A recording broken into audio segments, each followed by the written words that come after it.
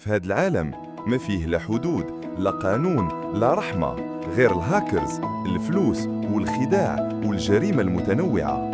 أنا غادي نحكي لك قصص ما كتجيش في الأفلام، قصص من قلب الشبكة، من قاع الخبية. مرحبا بك في مول الحكايات. قصة اليوم قصة جديدة بحال كل مرة. مستعدين نبداو؟ اشترك في القناة وفعل الجرس باش يوصلك كل جديد في وقته. في قلب روسيا، فواحد النهار عادي استيقظ مسؤول أكبر بنك روسي على كابوس. الحسابات فرغات، السيرفرات طاحت، وحتى الكاميرات الأمنية تعطلت. ورا هاد الفوضى هاكر واحد، لكن ماشي بحال الآخرين. في واحد الحي من الأحياء الشعبية في سانت بيترسبورغ كبر طفل اسميتو نيكيتا. كان ذكي بزاف ولكن محكوم عليه بالفقر. الأب ديالو كان مدمن والأم خدامة بالنهار وبالليل.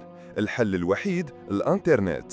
وهو في عمره 14 سنة نيكيتا قدر يخترق شبكة ويفي ديال المدرسة ويحصل على نقط مزورة. كانت البداية فقط. طاح في منتديات ديال الهاكرز وتعلم كل شيء من ناس مجرمين في العالم الرقمي. في سن 19 طاح نيكيتا مع المافيا الروسية، لكن ماشي بالسلاح بل بالذكاء. عرض عليهم خدماته: اختراق بنوك، تتبع تحركات البوليس، مسح الأدلة الرقمية، وفعلا ولا الحارس الإلكتروني ديالهم. ولكن نيكيتا ما بقاش باغي يخدم تحت الأوامر. كان كيدير خطة سرية باش يحقق ضربته الكبرى. حقر على أكبر بنك في روسيا.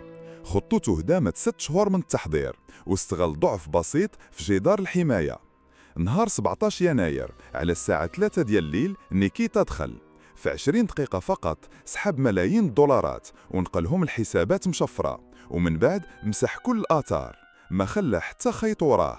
في وقت قصير البوليس السيبراني شك في شي اختراق عالمي، بداو كيتعاقبوه. ولكن نيكيتا كان داير خطوات استباقية، حتى البوليس ديال الانتربول تعقد.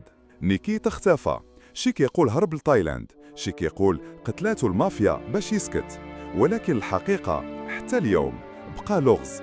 كان مجرد هاكر ولا مافيوزي رقمي غير قواعد اللعبة.